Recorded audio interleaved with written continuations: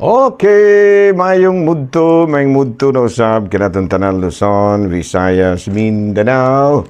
Mayong mudto Philippines, mayong mudto world, mayong mudto universe. Ano na punta mga higala, hindi atong tulumanon sa kahanginan, C&A, Catechesis on Air, o ako lang gihapon kini inyong ubus nga alagad, Reverendo Padre Edwin Academia Acab. Abino adlaw na usab karon nga Miyerkules, no?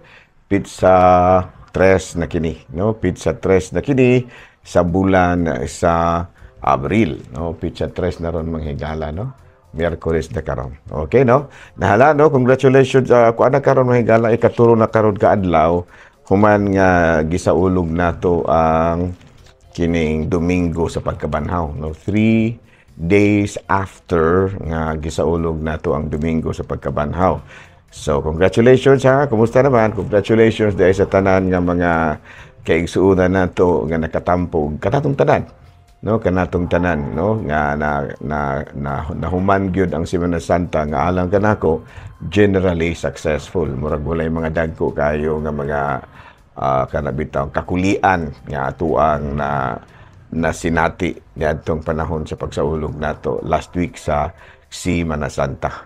Congratulations sa tanan natong mga kaigsuonan nga nakatampo og dako sa success din ang atong mga lay ministers, of course, no, ang atong MBG, no, kay sila gyud mao'y nag-andam sa mga karo, sa mga altar, no, daghang kayong busy gyud kayo ang mga atong mga MBG mga higala ug ang uban pod nga mga ni sponsor, no, sa mga pag-decorate sa altar of repose, pag-decorate sa mga karo, no, ang mga choir po nato. Congratulations, thank you very much ha sa inyong nga gihimo, no, dako kayo magikatampo ni adtong nakalabayng Semana Santa, no. Congratulations, of course, ang atong mga kaparian, no, dito kus dumagiti kagahapon itong nakalabayng adlaw mahigala Martes, ang Lunes. Ako usually malunes mahigala daghan ming pare sa nga mamahuway dito sa kaning Marian Center. Ako pang usong-usa jud dito. Buti pa sa dito man ko manghigala kay nagkuan man ko, nag-meeting man ko sa ako ang commission pagkagabi, Commission on Migrants and Itinerant People. So muna nga medyo ako ra yung usa, no, medyo nga luya pag yun ang mga para. Ako luya pa ko pero wa man tay mahimo mahigala kay kuan man every first Monday man gid may magahimo sa amo ang monthly meeting sa akong mga sakop, no, preparation po sa mga kalailain ng mga kalihukan. So muna, no, nga congratulations unya ang atong mga kaparian, congratulations pod ang ato apong mga church workers, of course MBG, laymen, mga sakristan nato, no, busy po din taon kay nga atong mga sakristanes, of course ang mga youth, ang atong mga youth groups, no, nga nakatampo po sila dako, mga support groups ba, mga youth, kining atong MBG, ang MBG, atong mga lay ministers, mga apostoles, no? Ang atong mga apostoles po, nga naglibot sila sa mga kabalayan para mo bisita o niya mag-ampo. Ganyan, no? So, congratulations sa igala. So, karong bulan no? Karong bulan sa Abril, ubay-ubay ang mga fiestas nga gisaulog, no? Dunay fiesta sa San Vicente. Gani ugma bisperas na. No, pizza 3 naman taron. Ugma bisperas na Bindoy, no. Mamista unta kuan man day adlaw first Friday, no, first Friday ang fiestas Bindoy. No, so congratulations dahil mga Bindoyanos, no. Ang ato mga kaigsuunan nga mga taga-Payabon, taga Dumulog, no, taga Tangkulugan, taga sa pamaylay mga barangay din, Kabugan, no, dapit sa Malaga, no, sa Pangalaykayan, no, daghan pang uban dihas Kanluto. Kumusta na, no, nang hinaot kita nga ana kamuntanan sa payong panglawas. Of course ato nga i-congratulate ang ato ang Kuraparoko din ha, si Father Nestor Maata, no? Nestor Maata, no? Okay, no? So, kay pista man lagi atong hisgot-hisgutan karon mga higala kabahin og fiesta, no? Let us talk about fiesta, no? Ana, no? So, anyway, unsa may atuang pagtulunan kabahin sa fiesta. Of course, number one is nganong nagsaulog man tag fiesta. That is the first primero na itong hisgot-hisgutan. No? Why are we celebrating fiesta? By the way, we celebrate fiesta. No, number one is, we are celebrating fiesta. We are celebrating fiesta to satisfy the primal yearning of a person to express his thanksgiving to God through the intercession of the patron saint, can reinforce the religious and spiritual dimension of our lives. Like any other sacramentals, it can lead us more closer to Jesus and the reception to sacrament. In the fiesta, we are encouraged to hear Mass, Let our babies be baptized and share our graces received the entire year for our fellow men. There is a certain sense of gloriousness that we can feel during fiestas, compatible with humility, not pride, vanity, and frugality. Sa ato pa, sa fiesta di ay manghigala, dunay gitawag nato kanang kalampusan, It satisfies our yearning for, of course, thanksgiving, pagpasalamat sa Ginoo, it satisfies our yearning for our yearning to express our thanksgiving to God through the intercession of the patron saint. So this is number one. Nganong magsaulog tag fiesta, it satisfies our yearning of our yearning to express, It satisfies our yearning to express our thanksgiving to God through the intercession of the patron saint. That's number one. Why do we celebrate fiesta? In order to satisfy our yearning to express, our thanksgiving to God through the intercession of the patron saint. So that's number one. Nga murabag napadayag nato ang kanabitang ang anaa sa atong kasing-kasing nga gusto kitang magpasalamat sa Dios. Nga gusto kitang magpasalamat sa Dios uban sa mga pangama sa atong mahal nga patron. So that's number one. And also, maupog ka ng panahuna nga mapaligo nato ang atuang pagdawat sa mga sakramento. Murabag ma-strengthen our sense of receiving the sacrament. Number one, tungod kay during fiesta, gi-encourage kitang manimba. Gikan pa sa novena, hangtod na sa fiesta proper sa kahulugan. So that's one thing. Nga gawas nga at ang tungod kay gusto lagi kitang mag-express atong pagpasalamat sa Dios, through the intercession of the patron saint, gi-encourage usab kita during fiesta nga musimba kita. Gikan pa sa kanang gitawag natog gikan pa sa kining novena, gikan pa sa novena, nagkahimo na ta sa pagsimba niya. Number two, gi-encourage po kita nga during fiestas mao'y panahon nga atong pabunyagan ang atong mga bata. Usapod na, muna nga panahon sa fiesta, daghan kay magpabunyag. Kaya usama na sa atong tradisyon nga magpabunyag ta during fiesta. Siguro, aron po mausar ang gasto. Aron po mausar ang gasto. And number three, it is also our way of sharing our graces through the years to our fellow men, to our friends. Muna mangimbitar kita panahon sa fiesta. So muna nga mas strengthen po ang nagkalain-lain natong mga virtues no Christian values, kining usahay ma-strengthen ang atong pagkamapabusanon, unya murabag ma-overcome nato ang kining pride, vanity, and frugality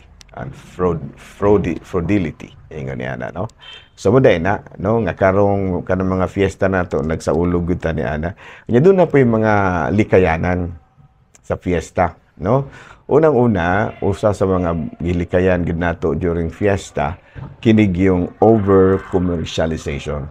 No, nga murag nahimo na hinuong ang fiesta commercialization na lang. No, mura bag nahimo na hinuong pangwarta, which is wrong.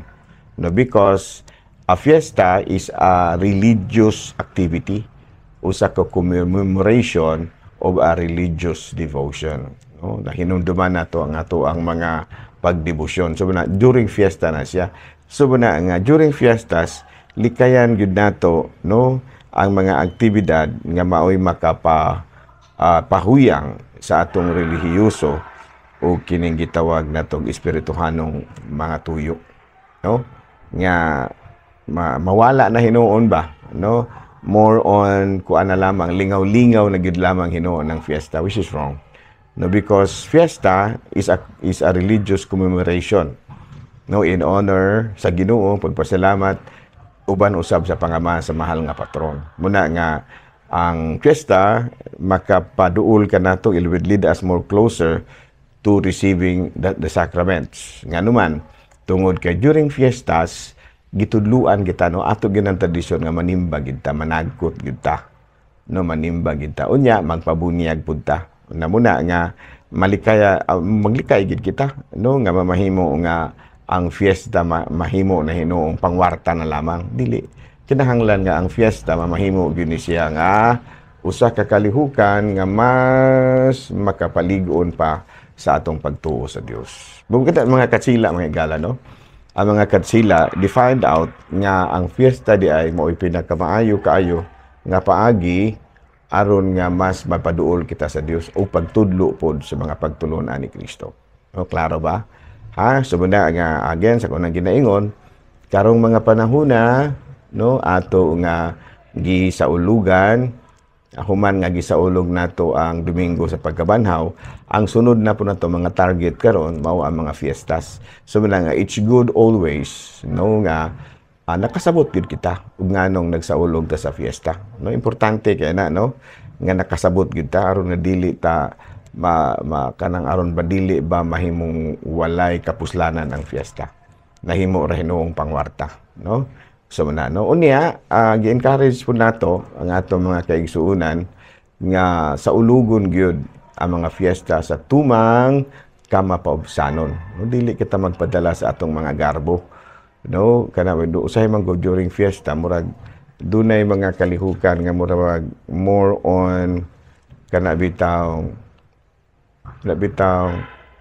mura og sa ato pa na pagpalambo sa atong garbo.